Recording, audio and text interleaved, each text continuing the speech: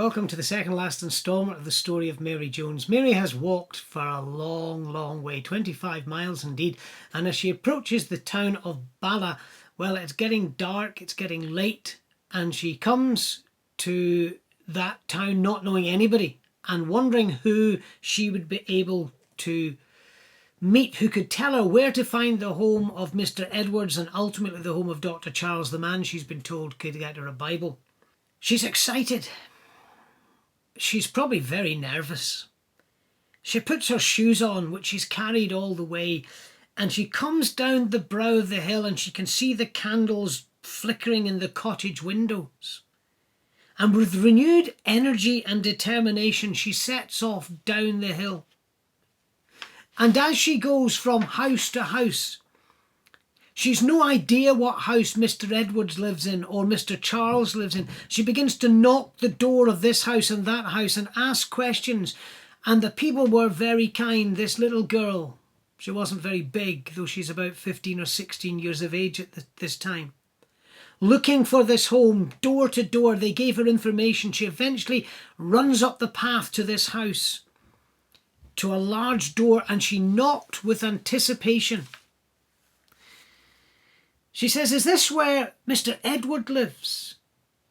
Well, the man said, "Yes, indeed, I am Mr. Edwards." She told him the story about the preacher in her hometown, Mr. Hughes, who told her where to go.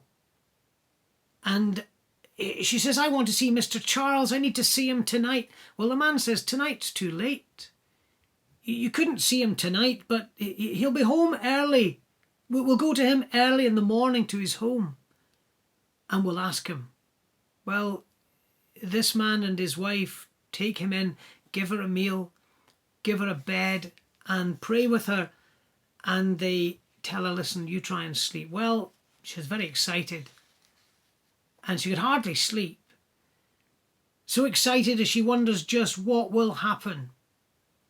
But early in the morning the door knocks and Mr. Edwards comes to the door.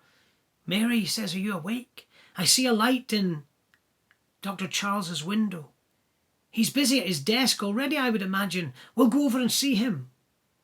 "Thank you, I'll come down at once." She hurries, she carefully washes and dresses. She kneels for a few moments in prayer. And then she gets into their sitting room downstairs, and there Mr.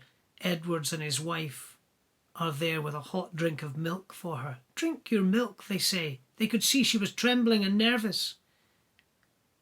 They took her out across the street and knocked the door of Dr. Charles. Dr. Charles came to the door. "Nothing wrong, I hope?" No, sir," said Mr. Edwards. "Nothing wrong, but a very important matter. This young lady has come a long way to make a request." "Come in," said Dr. Charles. And they moved into the house. Mary was very nervous and trembling, feeling strange and quite unreal in the presence of this great man, Dr. Charles, who she'd been told was a famous man who started schools and visited and travelled and helped people and could get Bibles. He noted Mary's poor clothing and roughened hands, and he was really expecting her to ask for a job or some work. "Nothing is wrong," said the little girl, "but I want to ask you for a Bible." "A Bible?" said Dr. Charles. "Can you read?" She said, "Yes, I can read. I went to Abergynolwyn School." "Oh, you learned under Mr. Ellis?" said Dr. Charles. "Yes, I did." "That's good. And Mr. Lewis Williams before him?" "Yes, indeed." "I'm interested in Abergynolwyn. Where do you live?" she said. "Just outside, 2 miles away."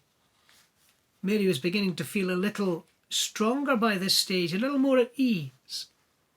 She told about her father and her mother, and that they were weavers, and that her father had passed away, and that she had worked. And she said, "I love the Bible. I love the Bible so much. I've loved it ever since I was a little girl, and I've heard it read at the meeting in the church where I go, and Mr. Evans promised I could read it and study." "Oh," said Mr. Charles, "does Mr. Evans live in your village?" No, he lives 2 miles away."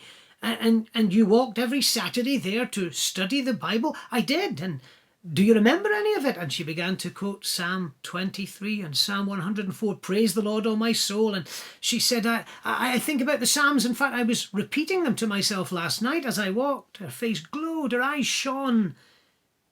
Do you know any part of the Gospels? Yes, I can tell you about the parables and about, I tell the children stories. I've told them about the Sermon on the Mount, and the 7th chapter was the first part I learned when on the farm. And you've come all the way from Abergyn and your village to buy a Bible, 25 miles I have. How would you have money? A Bible is very expensive. Oh, she said, I worked and I saved for years. Since I was a girl of 9, I have been saving. I've been working on the farm and doing messages and doing jobs.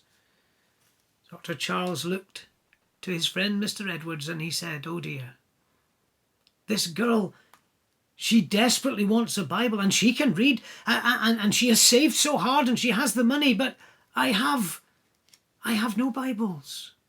I have 3 on my shelf, but they're promised to someone else. Oh, what will I do? Mary was so broken when she heard that news. She cried and cried. She said it was no use. I worked and I walked and I'm weary and I'm tired and there's no Bible to be had. And the 2 men sat and looked at each other with overwhelming sorrow that had engulfed her. Did she have to leave without a Bible? And in our next and final instalment, we're going to discover if these men managed to find a Bible for Mary Jones.